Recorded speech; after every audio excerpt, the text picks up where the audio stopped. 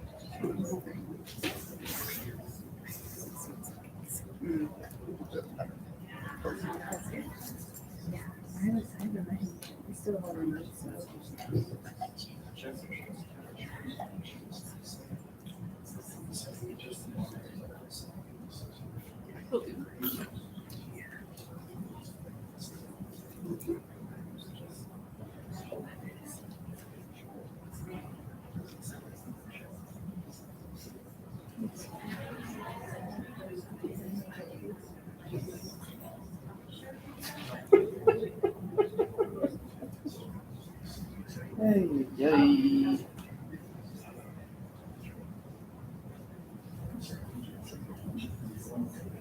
Nice to meet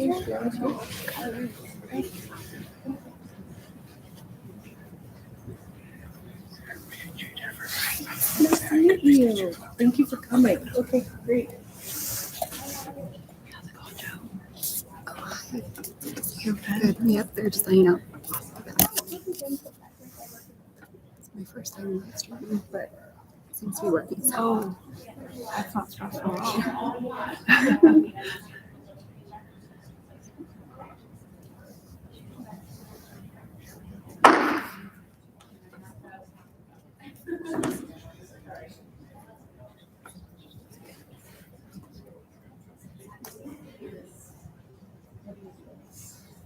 How's your week been? Good. We're so good. You? Busy. So here. Yes, excited that we're here. Yeah, totally. Right. Do you have anything more tomorrow, or like can you live? We have 2 work group meetings. That's what I thought. I was like, I'm okay. feeling like there's I have no plans this weekend, so. Oh, okay. Oh my gosh. Yeah. Well, it'll be a big relief. Yes. Yes.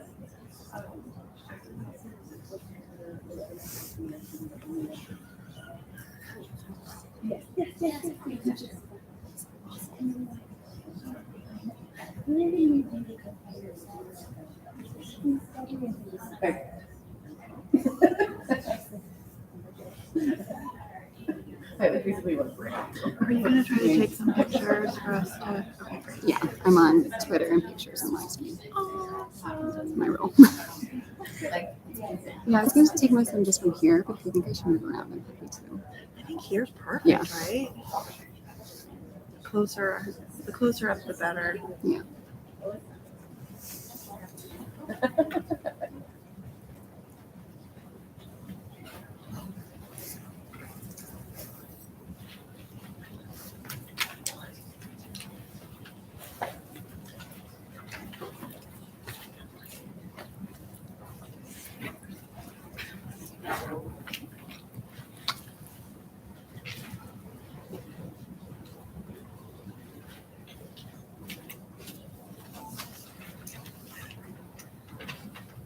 Are you all ready? Great. My name is Alexis King, and I'm the District Attorney in the 1st Judicial District. And it's my great honor to announce really a historic step forward today in transparency and prosecution for the state of Colorado.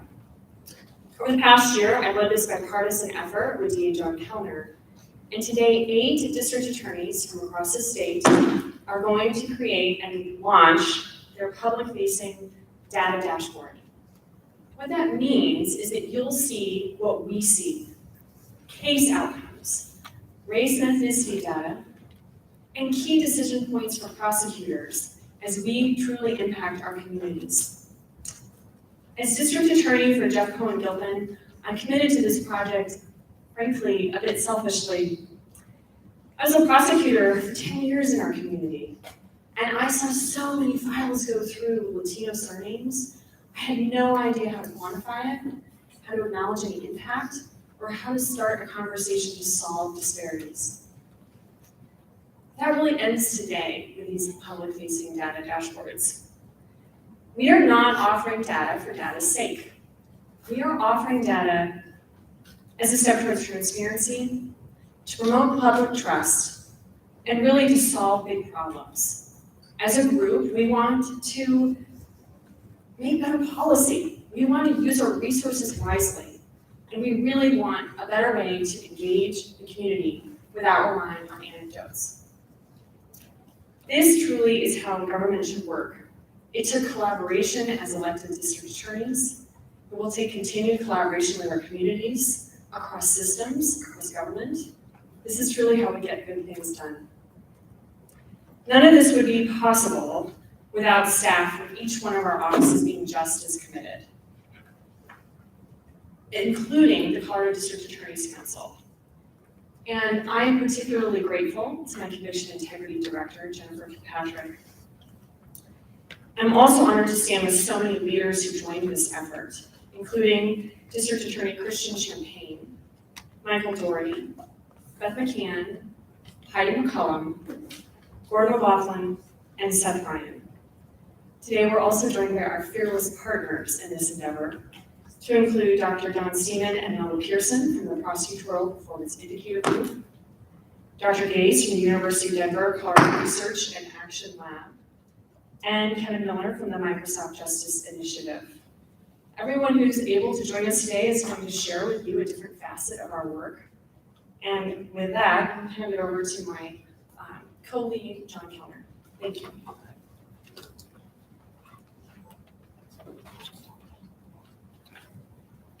All right, good morning, everybody. My name is John Kellner. I'm the district attorney for the 18th Judicial District, representing the people of Arapahoe, Douglas, Elbert, and Lincoln counties. And thank you all for being here today. I hope if you take away one thing from today's press conference, it's this. This is not your status quo justice system.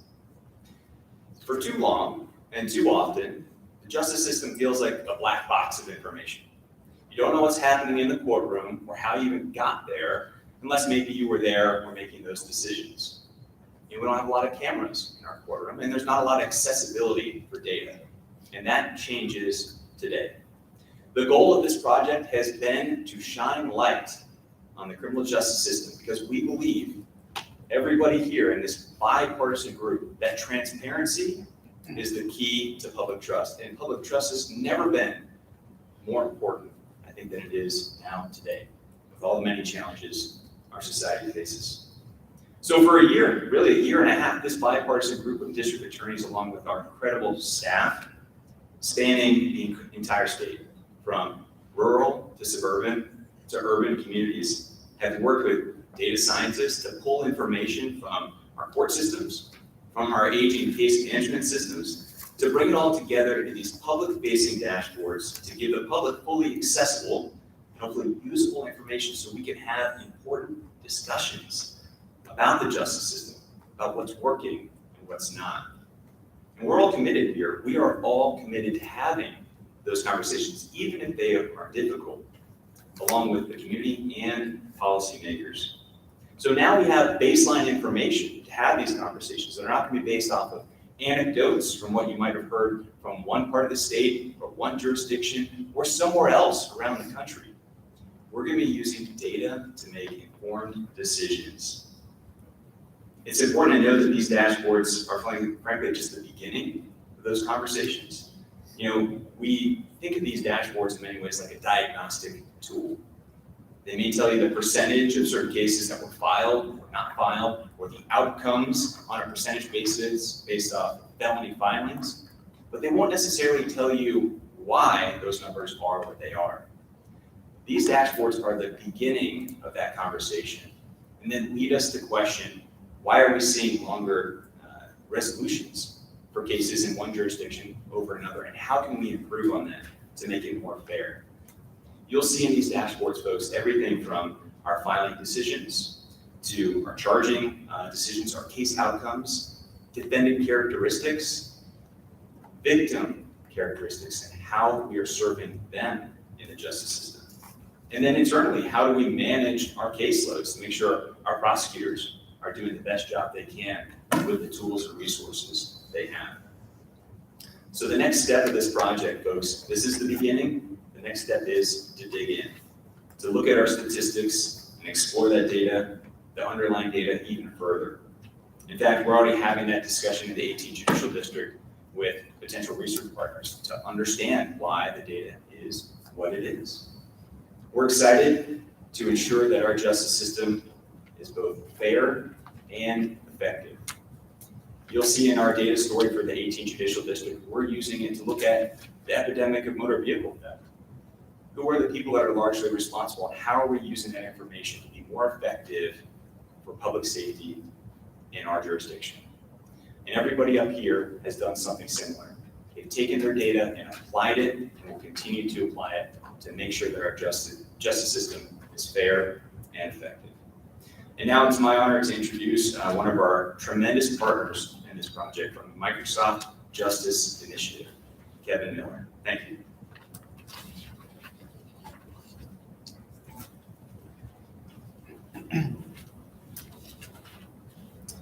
Huge thank you, DAs Kellner and King.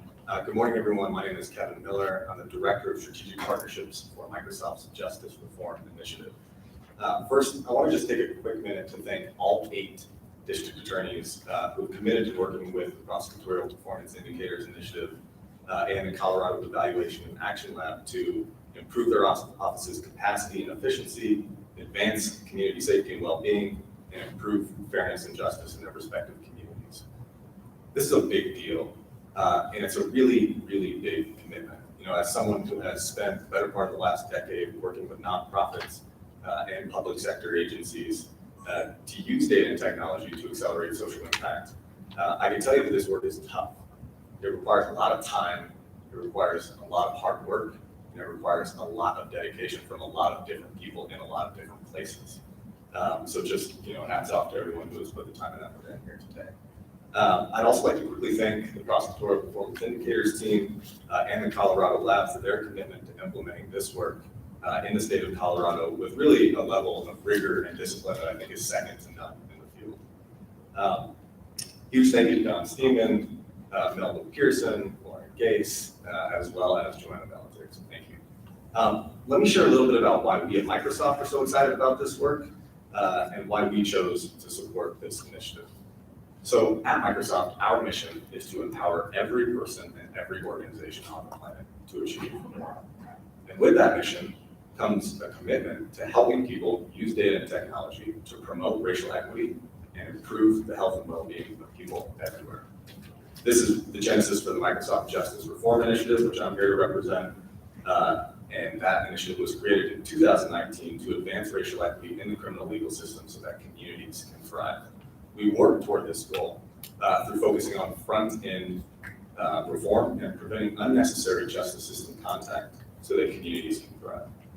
Through the Justice Reform Initiative, we supported PPI's work in the state of Colorado with a cash grant and provided in-kind support to leverage our cloud platform, Microsoft Azure, for data storage, aggregation, and analysis. We're excited to be here today celebrating today's launch because really it's a great representation of our belief that data and technology, when complementing action centering community and centering equity, can help advance and accelerate positive change. I think importantly, our work and our support of this work also represents a firm belief that prosecutors wield incredible authority and decision-making power. They can have profound impacts on the lives of individuals and the lives of communities. And that with that authority comes a responsibility to prioritize public safety and uphold equitable justice for all.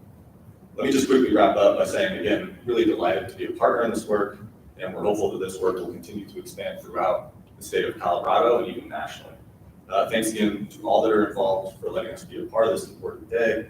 And with that, I'll introduce Don Steeman, Professor and Chair of the Department of Criminology at Loyola University Chicago, and part of the Prosecutorial Performance Indicators leadership team. Thank you. Thank you, Kevin. Yeah, my name is Don Steeman. I'm a professor in the Department of Criminal Justice and Criminology at Loyola University Chicago. With my colleagues at Florida International University, I'm one of the co-managers of the Prosecutorial Performance Indicators project. I just want to start by thanking the Microsoft Justice Reform Initiative, everyone there for the support on this project. It would not have been possible without their vision and commitment to change in the criminal justice system. Our project is an effort to help prosecutors think differently about success. Prosecutorial success historically has been measured in terms of convictions and sentence lengths. Yet increasingly the public expects prosecutors to take a more proactive, engaged response to community problems. With that comes an expectation that prosecutors will consider not only outcomes in individual cases, but will assess the overall effectiveness and impact of their decisions on victims, defendants, and communities. And with that comes a new way of thinking about success, not just in terms of public safety, but in terms of community well-being. This requires prosecutors to address not just crime, but to address the needs of victims to better engage communities and to ensure that the outcomes that they have are similar across victims, defendants, and communities, regardless of race, ethnicity, or socioeconomic status. The 8 district attorney's offices represented here are committed to that effort, embrace the use of data, not just to be transparent to the public, but to hold themselves accountable to the public, to identify problems, design solutions, and track progress toward making the criminal justice system more effective, more efficient, and more fair. That puts these offices in a rare league with few other prosecutors' offices nationally. Today, very few offices across the country use data to assess their own performance, and very few of them make that data available to the public to see. The work in Colorado is different in another way. This is the first statewide effort in which geographically and politically diverse group of prosecutors' offices have worked together to implement a common set of data dashboards and performance indicators. It demonstrates a commitment by these offices to a new way of thinking about prosecution and a new way of thinking about the prosecutor's role in the community. I want to thank them and their staff and everyone at the Colorado District Attorney's Council for their time, their thoughtfulness, and their courage for engaging in this project. Projects like these are also impossible without strong local partners, and that this effort wouldn't have been possible without the Colorado Evaluation and Action Lab and the commitment of Lauren Gase and Joanna Belichick to that effort. With the 8 offices, Lauren and Joe have laid the groundwork for a continued prosecutorial change across the state of Colorado.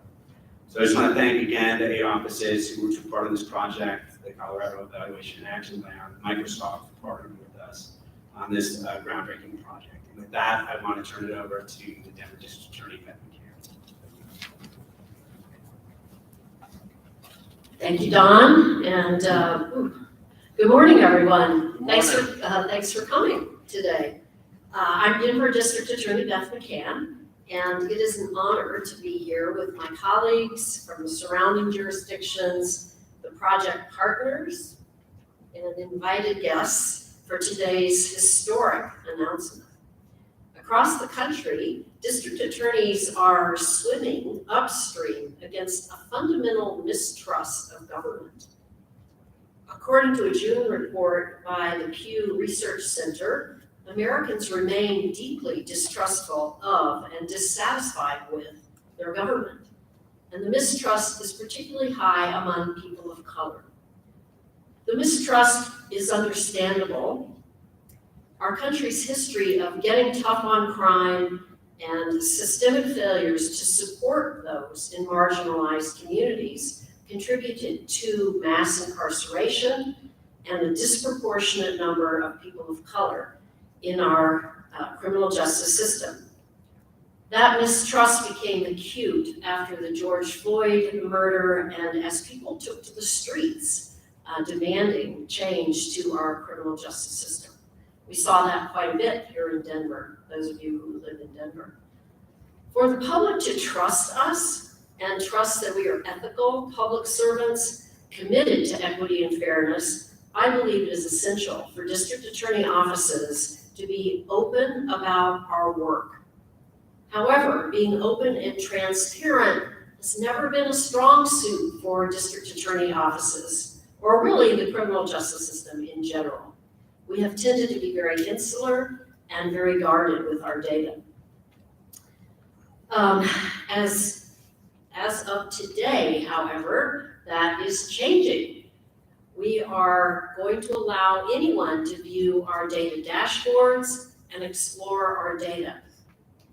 For me, participating in the Colorado Dashboard Project was a logical next step to embracing diversity, equity, and inclusion in my office and as well as in our system. And it's always been my deep desire to have easily readable data for the public so that they could understand what we're doing. Earlier steps by my office included working with the Colorado Evaluation and Action Lab to take a look at our internal processes and to commission 2 independent studies that examined whether there are systemic issues of racism in my office or in our work. I'm pleased to report that I know some of you know, our first study found there were no systemic issues of racism in the office, but the study did show us that we had a couple areas where we needed to take a deeper look.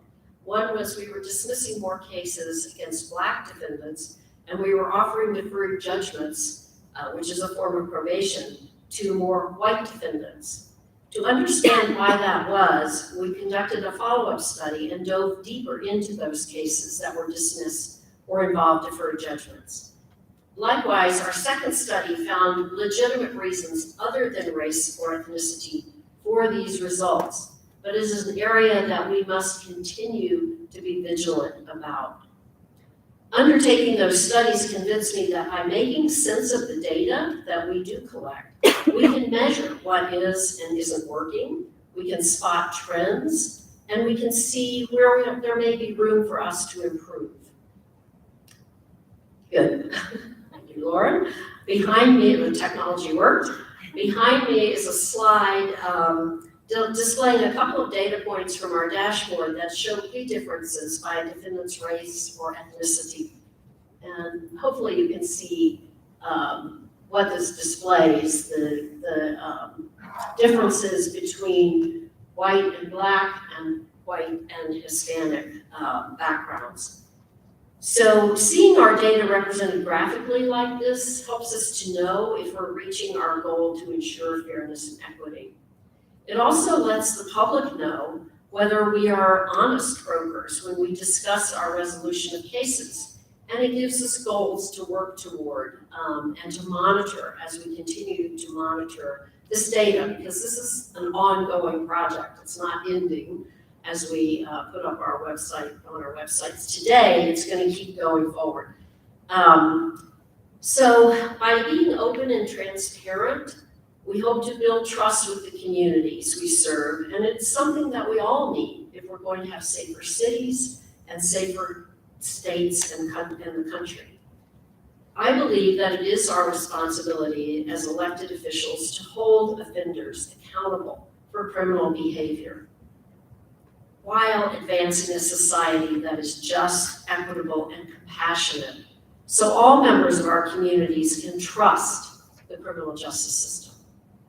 I pledge to be mindful of cultural and racial impacts in the work that we do and to treat people fairly, but this data will hold me to account and hold people in my office to account to make sure that we are doing that. As leaders and gatekeepers of the criminal justice system, as my colleagues are here, our collective challenge is to use this data to understand our work and apply it to improve public safety and the criminal justice system. With the launch of our new dashboards, the 8 jurisdictions involved, and most of whom are here today, have taken a giant step forward to meet these challenges.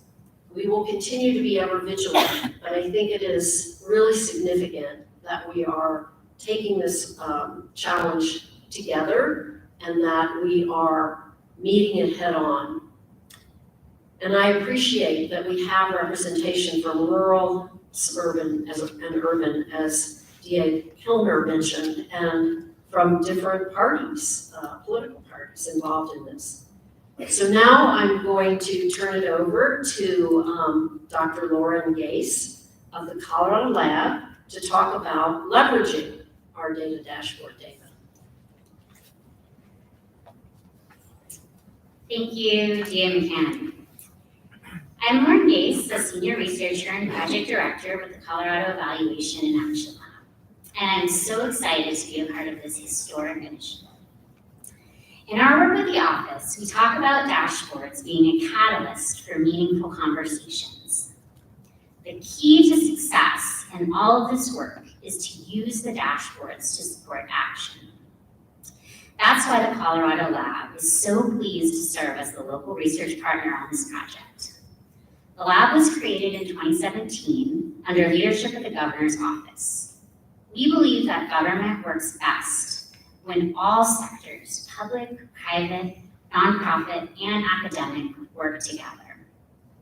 So we partner with a diverse range of partners to obtain the best available evidence to support them in understanding whether they're meeting their targeted goals, to support innovation, and ensure that resources are used wisely.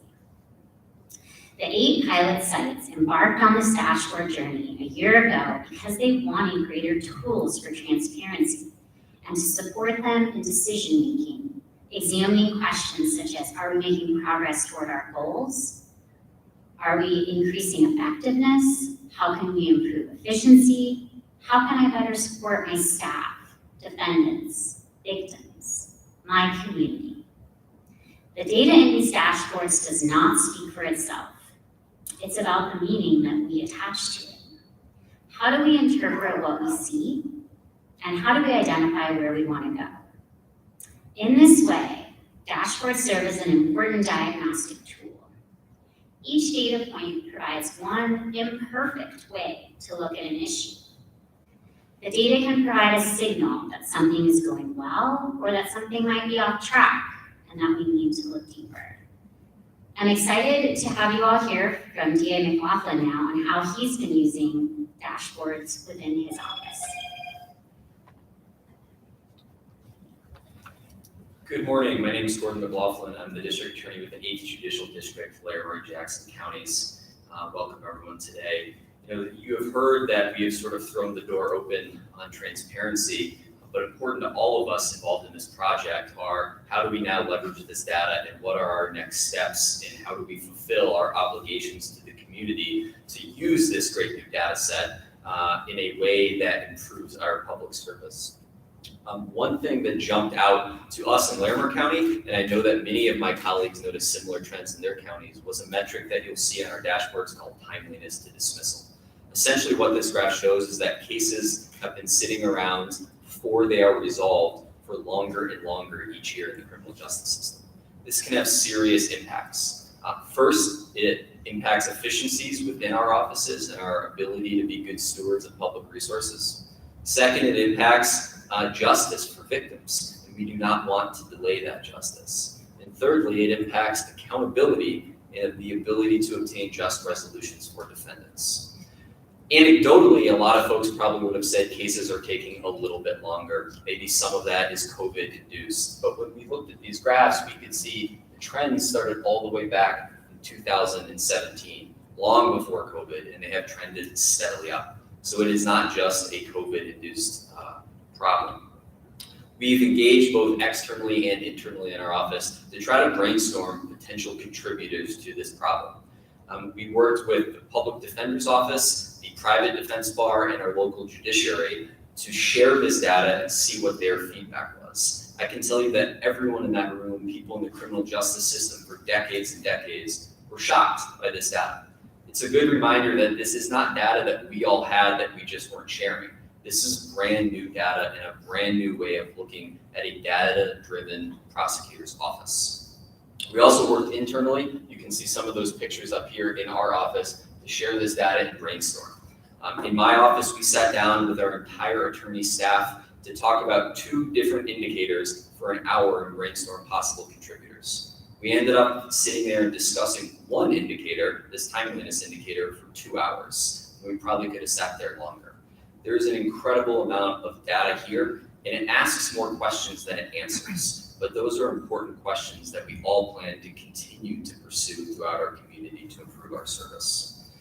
We also hope that as we expand this on a statewide scale through other jurisdictions, the statewide data will inform policy-driven discussions down here in Denver at the Capitol and in all of our communities to see what we're doing well and what we can improve. So we're going to continue this work, and every district attorney involved in this project is going to continue this work, engaging folks in their own office, engaging stakeholders, and seeing how we can collaborate to solve some of these system-wide problems.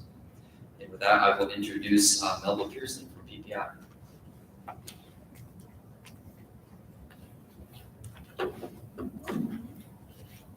Good morning, everyone.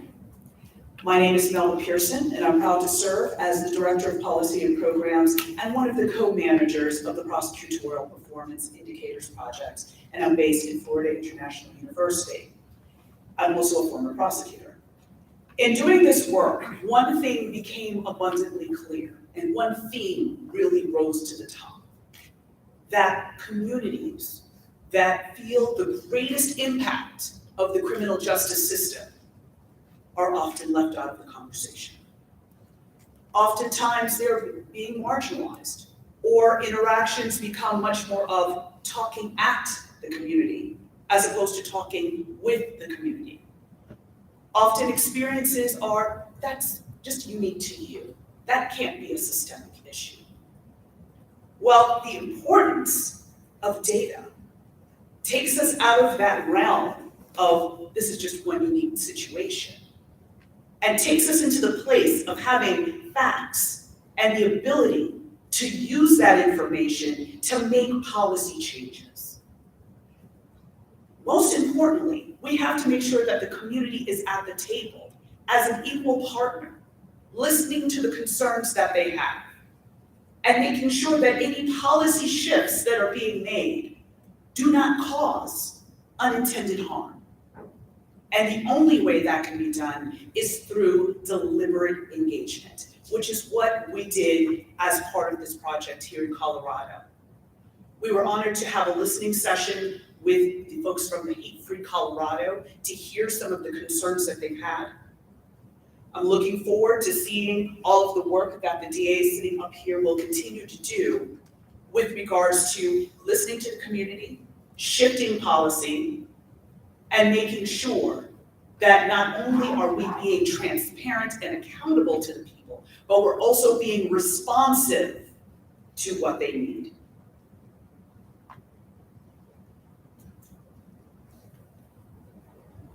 The community is central to everything that we do in the criminal justice system.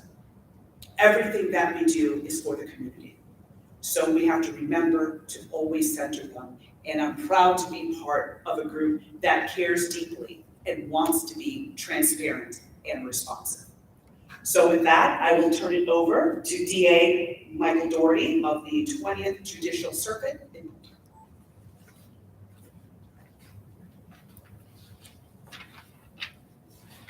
Good morning, ladies and gentlemen. Thank you for being here today. My name is Michael Doherty. I have the honor of serving as the District Attorney for the 20th Judicial District, which is Boulder County. I am so excited to be up here today with friends and partners who are committed to improving the work we do in the justice system, being more transparent, and engaging our community. And I've been asked to talk briefly about what it means to engage the community with this significant positive step in mind and how that looks going forward. But I'd be remiss if I didn't start by thanking all the members of the media who are here. You have an incredibly difficult and important job. You're here because of how many times you've called us and said, do you have data on the following? And heard us say, no, we don't have that data. Or asked us for information and we've struggled to give it to you because we don't have the data ready at hand. So as DA McLaughlin said, this is a huge step today for the community, but also for each district attorney's office, as we were able to better provide information to our staff, stakeholders in the justice system, and our community. So if you're like me, you look through the data dashboard, as I have over the last several weeks, and say, what does this mean? Why is this? This proves what I've always thought, but never knew for sure. And that's the information we'll be able to share with our communities and the questions that will drive us to improve the justice system. I want to thank our staffs who've been a tremendous part of this effort. In my office, it's been Christian Gardner-Wood, Elena Shively, and Shannon Carboni. We are public servants, each and every one of us here. And as such, we have an obligation to serve the community and to serve the public, as Melvin Pearson just talked about, and to be community-centered in the work we do, not to be closed castles unable to provide direct answers and information to those who are committed to serving. We've engaged in a tremendous amount of community conversations over the last several years, not just in Boulder County, but statewide. And today, Colorado continues to be a leader.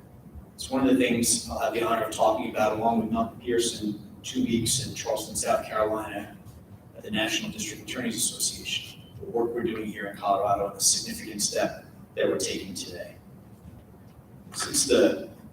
Following the murder of George Floyd, we saw an explosion of civil unrest around this country and a demonstration of how many people distrust the justice system. That was not an isolated event. For those of us who've been working in the justice system for many years, we know that there are members of the community who have never trusted the justice system.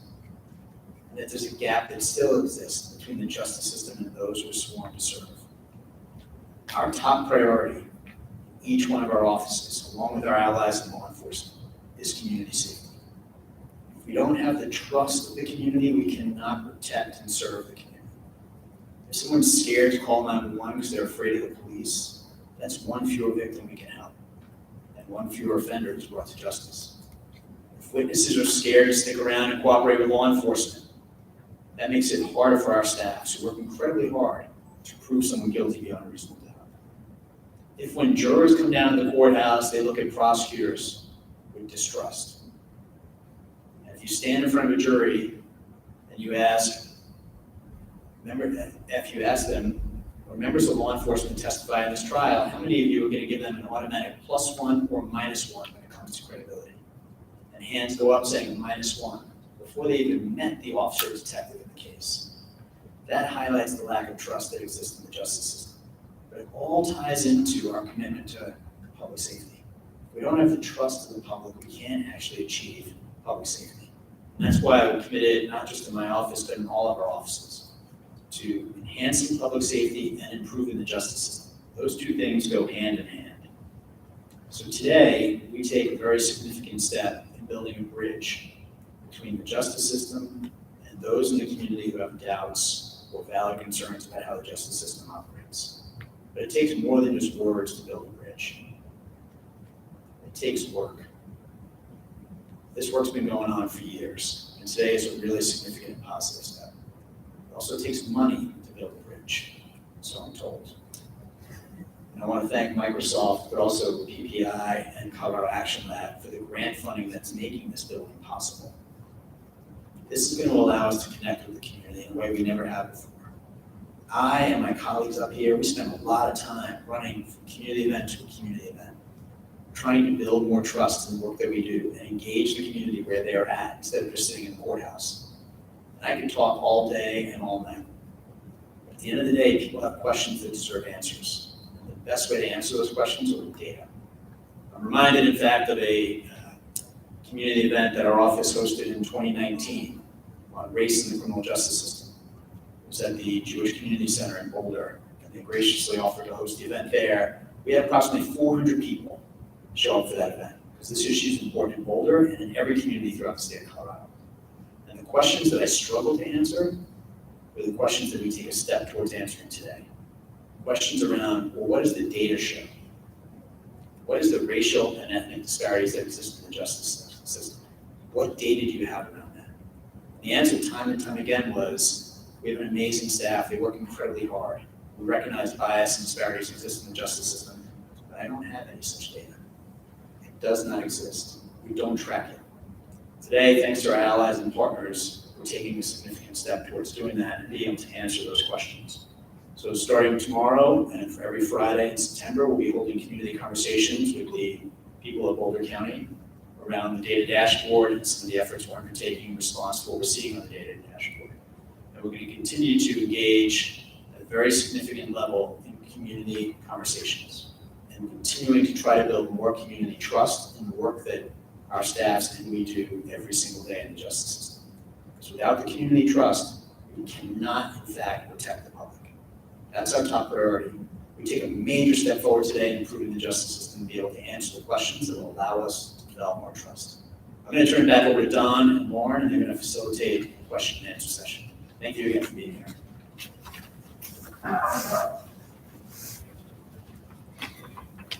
Thank you, presenters. Thank you, audience, for being here. We're going to open it up for questions now. We'd like to start by taking questions from members of the media first, please. And if when you, before you say your question, if you could just please say your name and the outlet with your with ahead of the question, that would be wonderful. So, questions?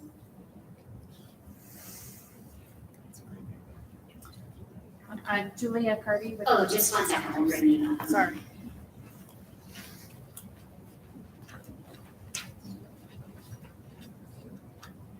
Julia Carty with the Denver Gazette.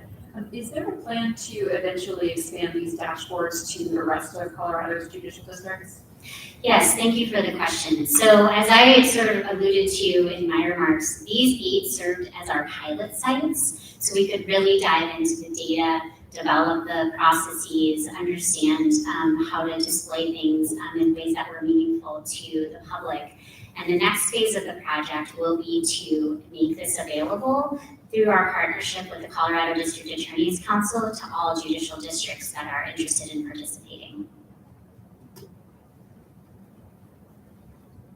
I'm Shelley Gregory with the Denver Post. I am just wondering, there's been a lot of talk about accountability and transparency on this, so what is the timeline for seeing any racial disparities in this data reduced? When should we actually see the racial disparities even on the data? 6 months, a year, 10 years, or we don't know?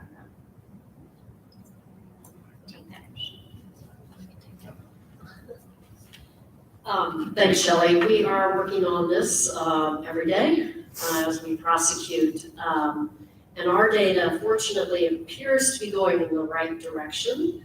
But what we plan to do is monitor the data.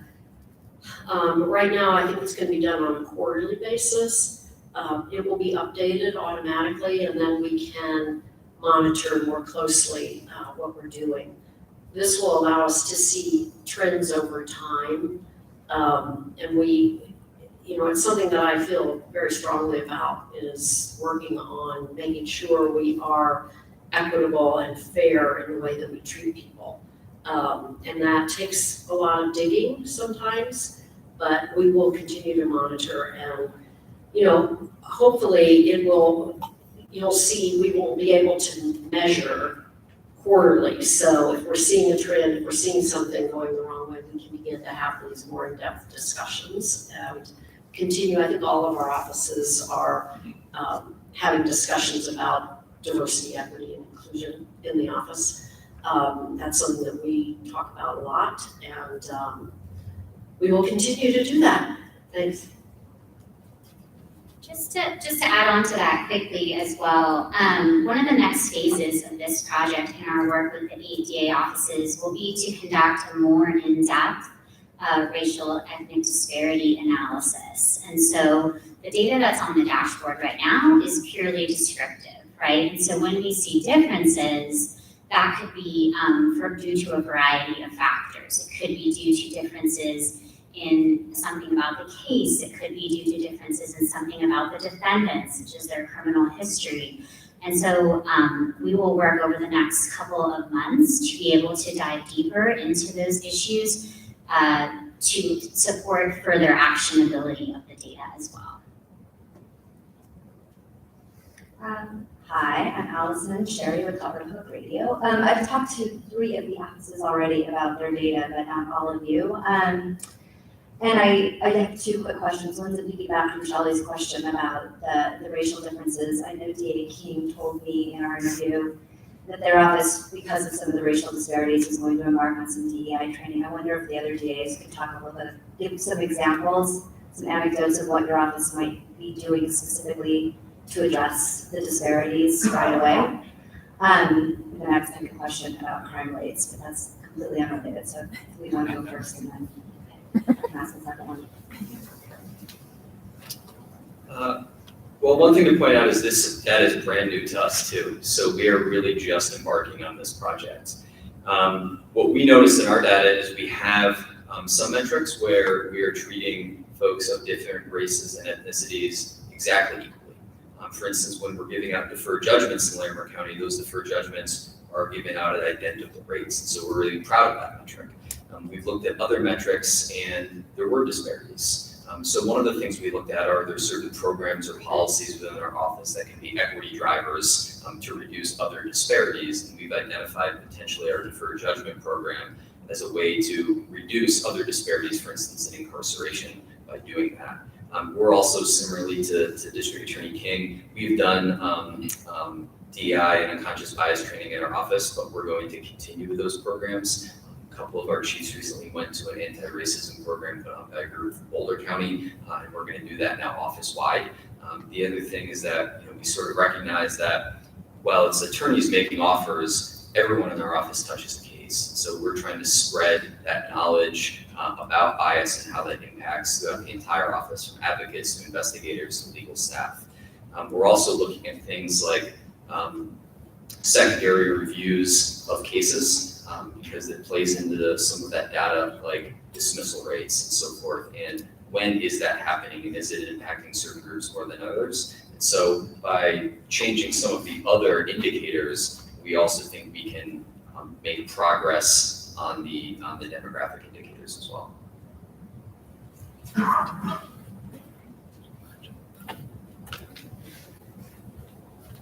always hesitant to steal a microphone from Michael Doherty. It's a great question. So I'll give you an example about something we saw in the past that we worked on to try to improve. And as was just mentioned, this is relatively new to us too. So we're taking it and then moving it forward. One of the things I've seen years ago in our diversion program for juveniles, we saw that we had a much higher percentage of white kids that were in our juvenile diversion program than we would expect to see, frankly, given our population, especially with Aurora. So we looked at our policies and we said, hey, look, this appears to be all race neutral.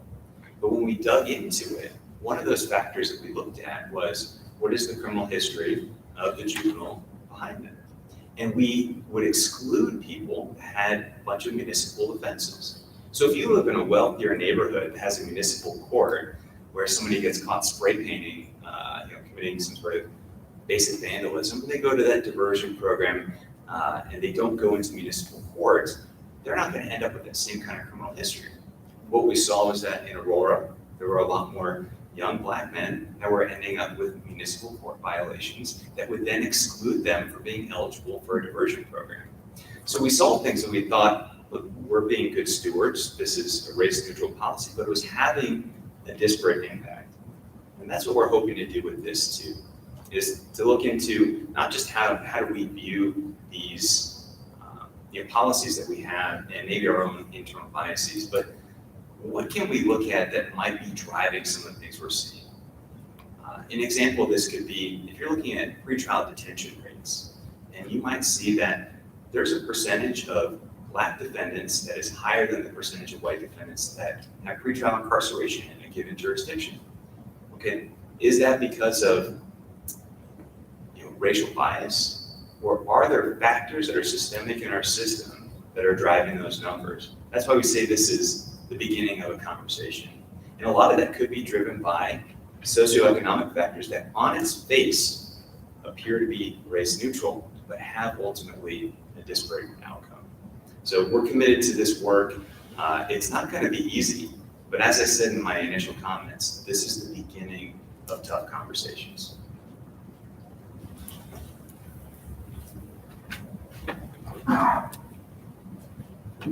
It's a good question, so thank you for raising that. I will say that as long as we have racism in the United States, we're going to continue to see racial inequities in the justice system. We are together taking a step today to identify and address those racial inequities. Part of the challenge is, I'm reminded of a training I did for about 70 prosecutors years ago, and I asked them, in a room much like this, how many of you believe, with a show of hands, that bias exists in the justice system? And every hand went up. And then I said, how many of you think you've ever acted with bias? And not one hand went up. And that's the challenge. Which when you have people who are committed to doing justice and doing the right thing, how do you identify the decision points where you're actually seeing bias develop and racism or racial inequities exist in the justice system? So this is a very significant step, but it's a journey that we've been on for quite a long time. So when I had the honor of being elected in 2018, we identified this as a priority for our office, identifying and addressing racial inequities that exist in the justice system and setting out to do that. So DEI trainings with our staff, working in the community with community advocates and partners, some of whom have been involved in this community engagement effort for this project, and going to the Conference on Racial Justice, working with the National Black Prosecutors Association, the list goes on and on. But the point being, trying to identify how we can improve the system to address some of these issues. So one practical example I would give you from work that we've recently done, we have a really robust restorative justice and diversion program for juveniles and adults, incredibly successful. We have a 92% success rate in our restorative justice and diversion program. We actually divert more juveniles out of the system than we prosecute in Boulder County. And every office up here has programs like that one. So the thing I would highlight though is we saw that racial inequities that existed in juvenile diversion were far less than in our adult diversion. So one of the things we've been working on recently is to make sure that we have the same screening mechanism on adult cases that we do on juvenile cases. So in juvenile cases, we screen every juvenile case except for class 1 felonies or class 2 felonies for possible diversion. And there's a small core group that does that. At the adult level, we had roughly 40 prosecutors who were screening their own cases for diversion eligibility. So you have 40 different people with different perspectives and approaches. So you start to see different kinds of data. So we've already been working on that to put more of a screening mechanism and more consistency in place around that. And I think as we look through this data for each one of our offices, we'll spot other decision points like that diversion process in our office where we can improve in addressing and rooting out racial inequities that exist. Very briefly, because I know you've heard from me before, but I mentioned the study that we did in our office about, we took data for 1 year and looked at dispositions of the data. And that finding that we dismissed more cases against Black defendants was kind of surprising and unusual, but that prompted us to look at our system of accepting cases, because perhaps we are filing more cases against Black defendants that should not have been filed in the first place. So as a result, I've now set up a separate intake unit so that we have more consistency in how we do our intake. And we also developed a better mechanism for individual attorneys to do a drop-down menu so we can identify race. Race and ethnicity are difficult to identify in the criminal justice system because police officers at this point, at least in Denver, are not allowed to ask race data information. And so we have to struggle a bit with how to get that data accurately. So I think that's an area that we need to continue to address and work on. And I think as the other offices, we have brought in an outside expert group to do trainings on diversity, equity, and inclusion. And they're coming again in October, and they've been helping us look at office-wide issues. So I think we're all working very hard to address these kinds of issues. Yes, Justin Parrish, mayoral candidate for the Denver mayoral election in 2023. And also I'm representing for Frontline Black News. My question is, what is going to be the impact of these dashboards on sentencing of defendants in the criminal justice system in the state of Colorado? Is it too soon to know what the impact is going to be?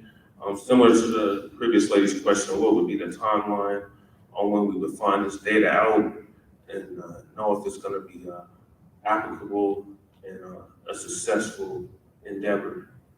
Thank you for the question.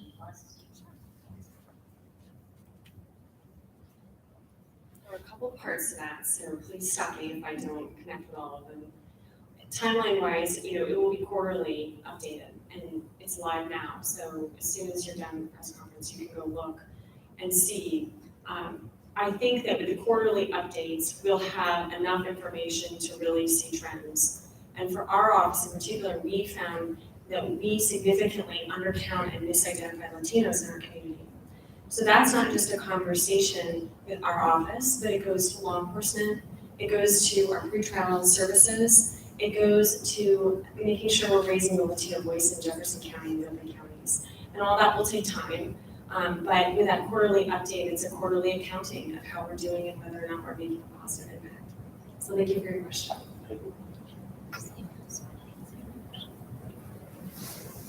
I'll just add.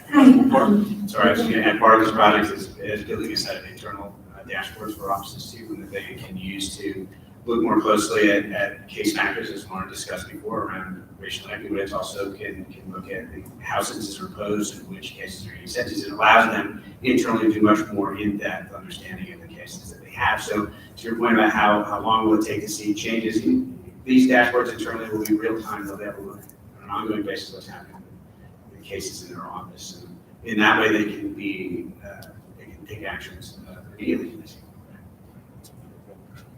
I'm Lindsay Toomer, Colorado Newsline. Is it voluntary for the other DA offices to become involved in this? And how will the DA offices that have already been involved help them get on board with the process? Yes, at this point, this is a voluntary project. So all of the 8 offices that you see here did volunteer, and the ones that are on the screen too. They did volunteer to be a part of this pilot phase, and as I mentioned previously, it will be rolled out in partnership with the Colorado District Attorney Council to anyone who's interested. And I do see the pilot offices being mentors and support systems for the other offices. I don't know if anyone would like to speak to that.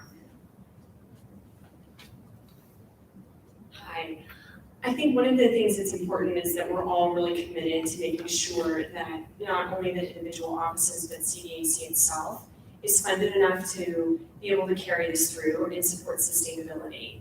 Historically, the Colorado District Attorney's Council has really worked hard for larger offices to support smaller offices, and will continue to do so with this project.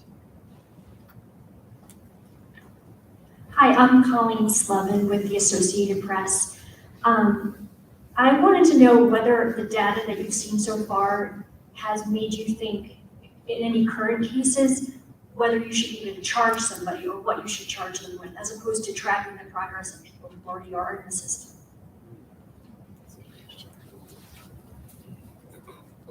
Well, I think we do that really every day, but I think this data, as I mentioned in our case, when we found that we were dismissing more cases against Black defendants, we needed to look at how are we making these charging decisions, and is there some racial component there that we need to address? And that's when we began to do a more careful look at what the race is of defendants, because frankly, before that, we didn't really look at that. We look at the facts of the case, we look at the evidence that we have available, the strength of the witnesses, those kinds of things in making those decisions. And we need to be cognizant of the impact that has on communities and communities of color. And so we are, as I said, trying to be more consistent now with our charging decisions, but essentially, I think generally DAs really try to look very hard at what is the nature of the crime, and do we have the evidence to support a charge? Can we prove the case beyond a reasonable doubt? And we do that every day, all day long. But I do think this extra level of consciousness about the impact that it may have on communities of color is something that we strive to be aware of in the office.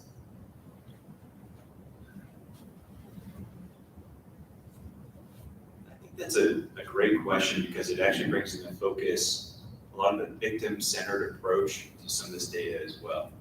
So one of the things we saw in my office is that for the cases that take a long time to make its way through the justice system and then might get dismissed later than we would hope, we look back and we say, okay, what's the data behind that curtain? And a big percentage of the cases that we would dismiss on what you could argue is too long down the line, waiting too long, are second-degree assault strangulation cases, which are domestic violence cases, where we've noticed that as the COVID pandemic slowed down and shut down different aspects of our justice system, and made those cases take longer to get into court. We oftentimes would lose victim participation in those cases. And so from that aspect, we're looking at saying not that we wouldn't file that case, because if the case comes in and we believe we can prove it beyond a reasonable doubt, we will do it.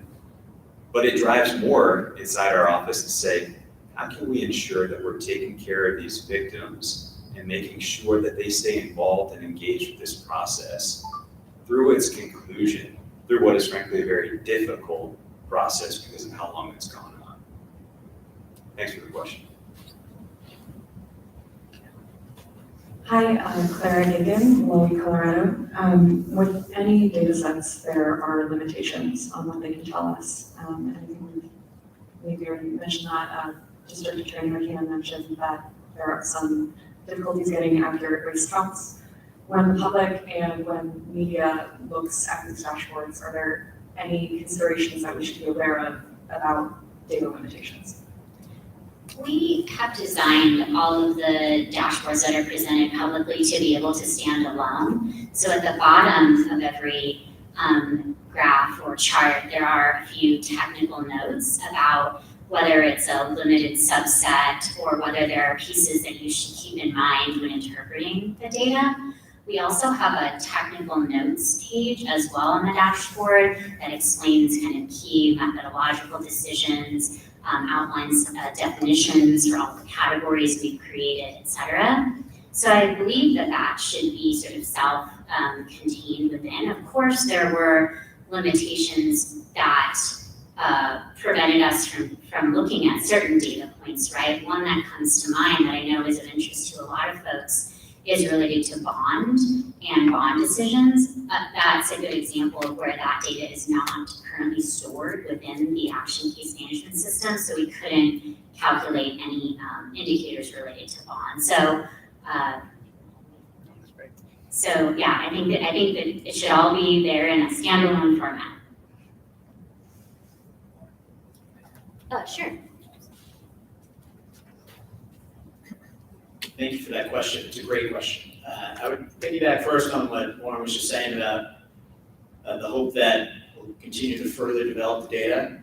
But also, when we talk about bond, that state judicial will develop more and share more data out, as will the public defender's office and the rest of the defense bar. Because I think this is a complex system. It'd be great to have each part of the system sharing more of the data that we have.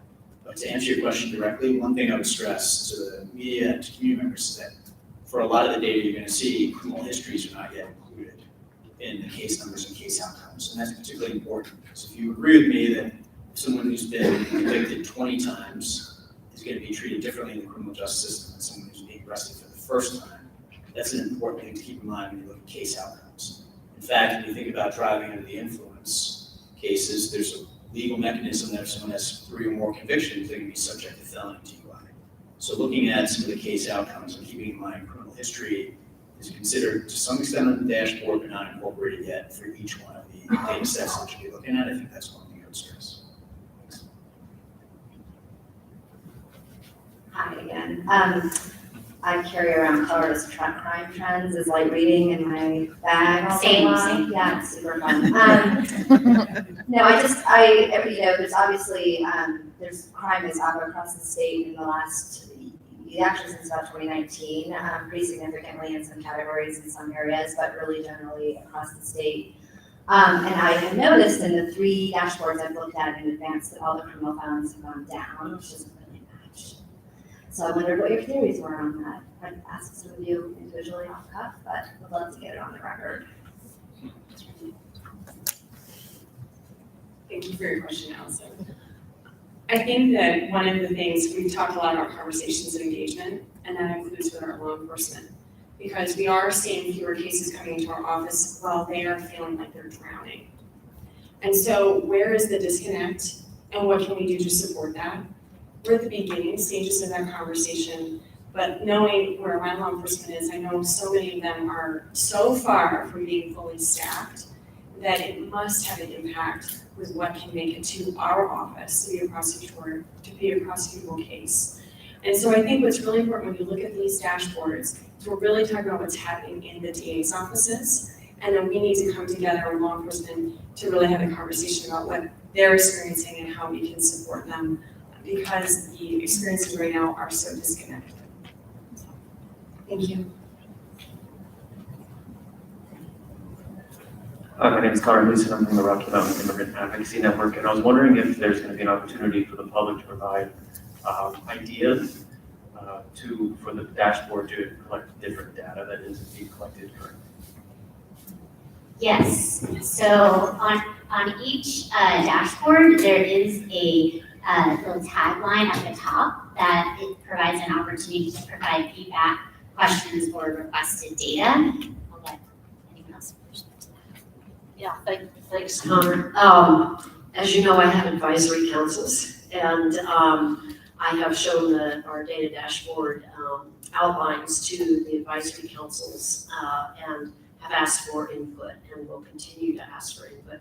But I think your question is one that we have not actually, I mean, the data that you're probably interested in is one that we haven't really followed. That being how many people, undocumented folks, are in our system. And I think that's also a kind of a difficult one to capture because people don't tend to want to talk about that. But we might want to look at how attorneys can, the defense attorneys can perhaps help us with that data. But it's a little bit tricky to get that data, accurate data. But there definitely is an opportunity in my office for people to give me input on what data they'd like to see. One of the things, like my mental health advisory group recommended that we track competency, people who allege that they're incompetent. And I think also tracking not guilty verdicts and insanity will be important, because mental health in the criminal justice system is something that's very important. And so that's an area that I want to pursue further as well. So I think there are plenty of opportunities for us to look at different sets of data.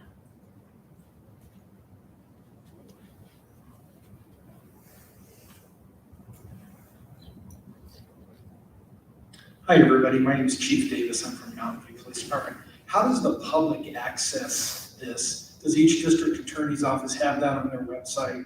Would be the easiest way for somebody to find that quickly. Yes, so each of the data dashboards are linked through the DA websites. And I believe we have some handouts as well with the links, so you can find them there as well.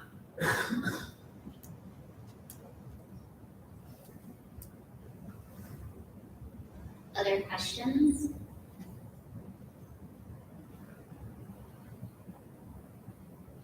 Okay, so if there are no more questions, then I think we will move to wrapping up.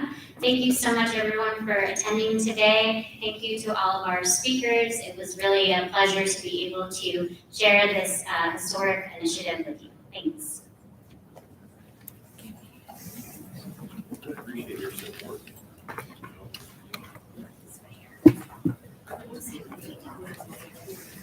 Good job.